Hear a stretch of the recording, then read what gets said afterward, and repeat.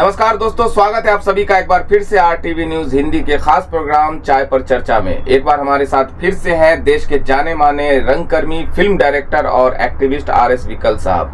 बहुत बहुत स्वागत है विकल साहब हमारे शो चाय पर चर्चा में। धन्यवाद दोस्तों, आज 29 नवंबर का दिन है। आज का दिन पैलेस्टाइन सॉलिडेरिटी डे यानी कि फिलिस्तीन एकजुटता दिवस के रूप में विश्व भर में मनाया जाता है।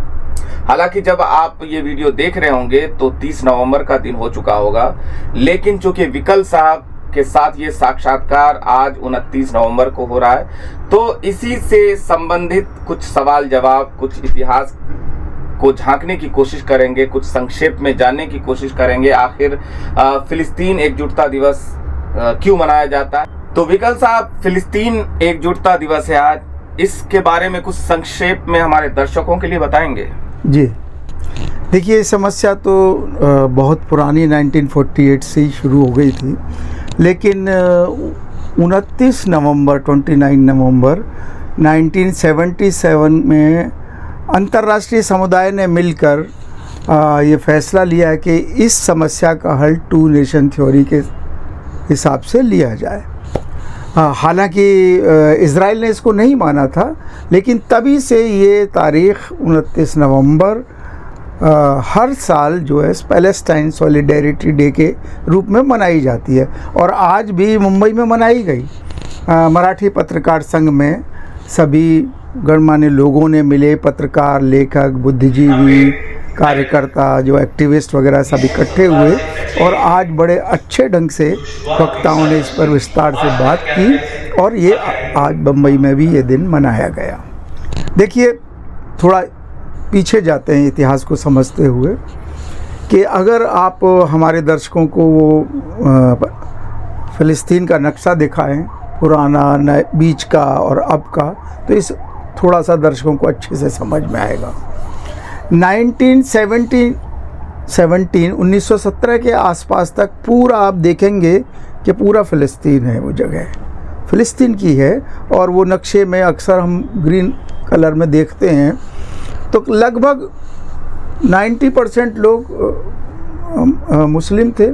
बाकी तो हर देश में, हर देश का व्यक्ति थोड़ा बहुत होता ही है। तो पूरी तरह से फ़िलिस्तीनियों का देश था।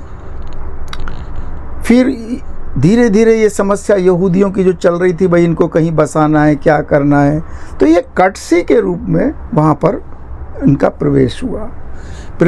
तो धीरे धीरे वो भाई ज़मीनें ख़रीदना, ये करना, वो करना शुरू हुआ। तो संख्या बढ़ती गई। तो इन लोगों का जो आक्रामक रूप था वही एक ऐसी समस्या है मूल रूप से कि उस समय डायग्नोज नहीं हुआ कि ये कितनी अमानवीय भावना है। मूल रूप से यही आप देखेंगे कि हमारे यहाँ भी कुछ ऐसा है कि एक रेस को बहुत महान मानना, महान, दुनिया की सबसे बुद्धिमान रेस मानना, सबसे, मतलब हमारे शब्दों में, भारतीय शब्दों में ब्राह्मणवाद एक तरीके से कूट कर उन लोगों में भरा हुआ है। तो वो जो मानसिकता है और उसके साथ साथ साम्राज्यवाद का खेल, तो साम्राज्यवाद का खेल और इन लोगों का ये षड्यंत्रकारी रुझान और वहाँ के जो मूल निवासी हैं उनका बिल्कुल भोलापन, एक सच्चाई कि भाई कोई अगर आपके यहाँ आ रहा है तो उसे शरण दे रहे हैं। तो आपका जो शरणागत है वो अगर बढ़ता जाएगा और उसके साथ तालमेल क्या हुआ कि साम्राज्यवादी लोग, साम्राज्यवाद का अर्थ ये है कि इनडायरेक्टली आप किसी देश पे कब्जा करते हैं पूंजी के माध्यम से, वो खेल शुरू हो गया। और उस खेल में क्योंकि वहाँ पर तेल के रिसोर्सेज बहुत ज़्यादा हैं, स्ट्रॉन्ग है, इसलिए वो साम्राज्यवाद इस खेल को बिगाड़ता रहता है। ऊपर से दिखाएगा कि बन रहा है, लेकिन वो बिगाड़ता रहता है। इसलिए समस्या नासूर जैसी हो गई है। और अभी आपने एक शब्द इस्तेमाल किया कि जस की तस नहीं है, अभी तो पूरी तरह से नरसंहार की स्थिति तक पहुंच गया है, उससे भी भयानक होता चला जा रहा है। तो ये समस्या जब तक हम दबाव नहीं डालेंगे मानवीय स्तर पर, तब तक जस की तस चल रही है। और इसको बिगाड़ने के कारण मैंने बता ही दिया, मुख्य रूप से साम्राज्यवाद है, जो कि 2 देशों को, 3 देशों को, 4 देशों को भिड़ा के अपना काम करता है। तो इन नक्शों में आपको स्पष्ट रूप से पता चलेगा कि किस तरह से कि मूल निवासियों का जो स्पेस है वो सिकुड़ता चला गया है। और 1924 के बाद तो बहुत ज़्यादा, जब ओटोमन साम्राज्य का अंत हो गया उसके बाद तो खुला जो है साम्राज्यवादियों की लूट खसोट गिद्ध दृष्टि वहाँ पर पड़ी और वहाँ ये सब शुरू हो गई। तो मूल रूप से ये समस्या साम्राज्यवाद के द्वारा लगातार बढ़ती चली जा रही है, इसीलिए ये उलझता गया है मामला। विकल साहब, मेरा अगला सवाल है कि वर्तमान में भारत की विदेश नीति इस संदर्भ में क्या है? भाई देखिए, हमारी विदेश नीति स्पष्ट रूप से प्रारंभ से ही और अटल जी के समय तक भी हम पैलेस्टाइन के साथ खड़े रहे हैं। और हम, क्योंकि हमारा जो रुझान था वो धार्मिक है ही नहीं, ना रेसिज्म का है, मानवतावादी है। तो स्पष्ट रूप से आप पूरा इतिहास देखेंगे तो पैलेस्टाइन को प्रताड़ित किया गया है, तो उसके साथ भारत एकजुटता के साथ खड़ा रहा है। लेकिन इस समय आप देखेंगे कि प्रधानमंत्री ने जो ट्वीट किया उसमें उन्होंने कहा, मैं अपने शब्दों में उस आशय को स्पष्ट कर रहा हूँ कि India should stand with Israel. हालांकि उनके आकाओं ने कहा कि भैया इंडिया शब्द क्यों इस्तेमाल कर रहे हो, तो तुरंत उन्होंने अपना ठीक किया, इंडिया की जगह भारत किया, कुछ ऐसा चेंज हुआ है।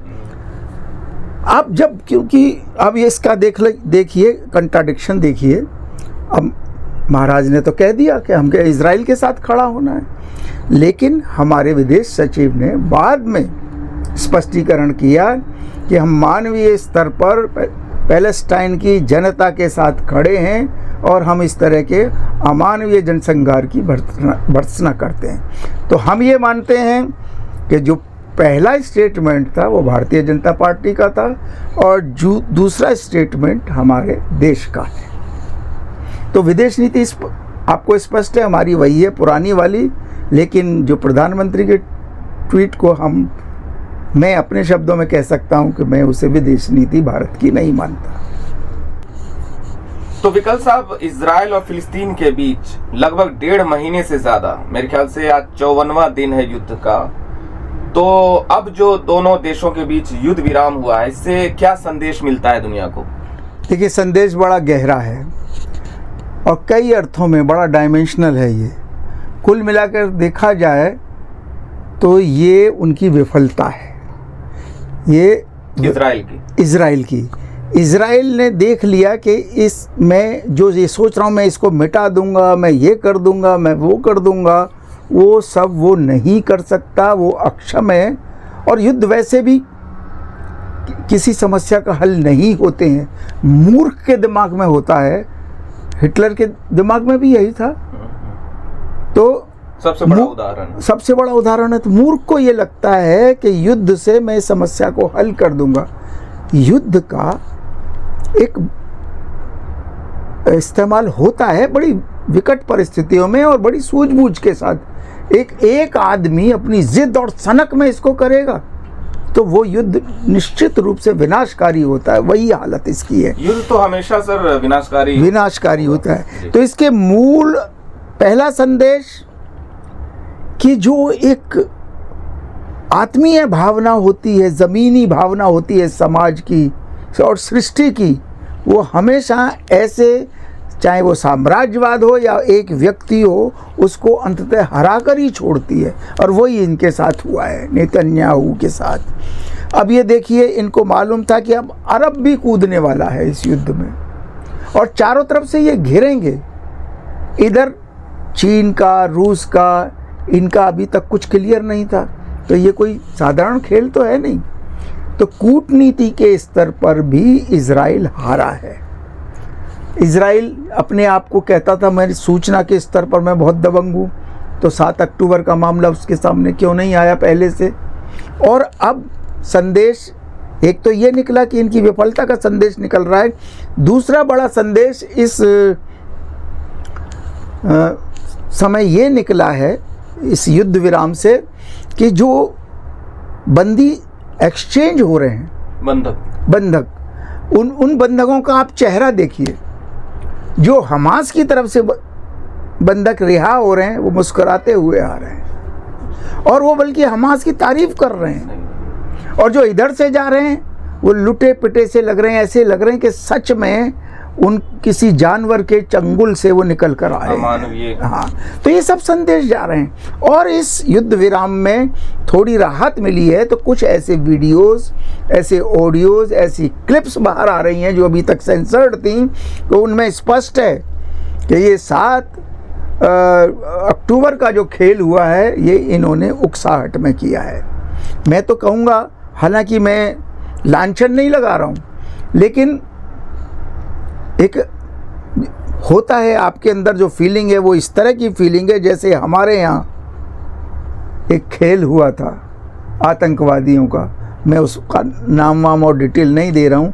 ठीक वैसे ही अपनी सत्ता बचाने के लिए इजराइल के इस नेतन्याहू ने ये सब किया है, क्योंकि उसके खिलाफ जनमानस में बहुत बड़ा विद्रोह है, और अब वो विद्रोह और ज़्यादा बढ़ चुका है। तो 2-3 तरह के संदेश स्पष्ट निकल रहे हैं। एक 7 अक्टूबर के लिए भी कि इनकी उकसाहट, इनकी एक टिपिकल राजनीति उसके पीछे है, और दूसरा कि किस तरह से ये अमानवीय बर्ताव बंधकों के साथ करते रहे और उधर कैसा है ये निकल कर आए, और तीसरा इनकी हर स्तर की विफलता सामने आई है। तो विकल्प साहब, आगे आप क्या हल देखते हैं इजराइल और फिलिस्तीन के संघर्ष का? देखिए, हल तो वही निकलेगा 2 नेशन थ्योरी वाला ही, और इसके अलावा शायद हो सकता है मेरी जानकारी बहुत कम हो, उसके अलावा कोई हल दिखता नहीं है। लेकिन ये हल भी आसानी से नहीं होगा। अब जिस तरह से पूरे विश्व में आप देखेंगे कि इंग्लैंड में क्या तबाही, मतलब एक नदी की तरह, बाढ़ की तरह जो जन सैलाब हुआ फिलिस्तीन के पक्ष में, ऐसा सब जगह हो रहा है। अरे हिंदुस्तान में तो थोड़ा सा कम इसलिए हो रहा है कि जैसे अभी सॉलिडेरिटी के लिए हम लोगों ने आज़ाद मैदान की एप्लीकेशन लगाई तो नहीं दी, तो छोटे से एक कमरे में करना पड़ा। लेकिन जहाँ इस तरह की बंदिश नहीं, जहाँ डेमोक्रेसी फल फूल रही है, वहाँ खूब खुल के लोगों ने बोला है, चाहे वो अमेरिका हो, चाहे इवन इजराइल में भी खूब विरोध हुआ है। तो जनमानस उभर के आएगा ही, और जनमानस अब साम्राज्यवाद की हर चाल को समझने लगा है, और जनता बहुत अवेयर हो रही है। अब ख़ासतौर से इस सोशल मीडिया का उसमें बहुत बड़ा हाथ है। तो हल यही 2 नेशन थ्योरी का ही निकलेगा, और इनके सारे मंसूबे जो साम्राज्यवादियों की चालें हैं कि इसको आतंकवादी बता दो, ज़रा सा भी विरोध है तो आतंकवादी। हमास के बारे में ही लीजिए, आज तक हिंदुस्तान ने उसे टेररिस्ट घोषित नहीं किया है, लेकिन हमारी सरकार हिंदुस्तान के अंदर वो हिंदू मुसलमान वाला खेल खेल रही है। उसको वहाँ यहूदी और मुसलमान दिखाई दे रहे हैं, मानवता कहीं दिखाई नहीं दे रही। तो इसीलिए लोग समझेंगे हमास क्या है। मैं ये नहीं कह रहा मैं हमास की तरफदारी कर रहा हूँ, लेकिन हमास क्या है, क्या कोई क्रांतिकारी संगठन है या आतंकवादी संगठन है? हमास, हिजबुल्लाह, ये सभी, तो ये सब जनमानस से जब दबाव बढ़ेगा तब हल निकलेगा, और हल अब इस समय मुझे लगता है केवल 2 नेशन थ्योरी का ही है। कवि, लेखक, बुद्धिजीवी, आम जनमानस अपना स्वर जिस तरह से बुलंद करता आया है, आगे भी करता रहे, यही आपके माध्यम से संदेश भी देना चाहेंगे।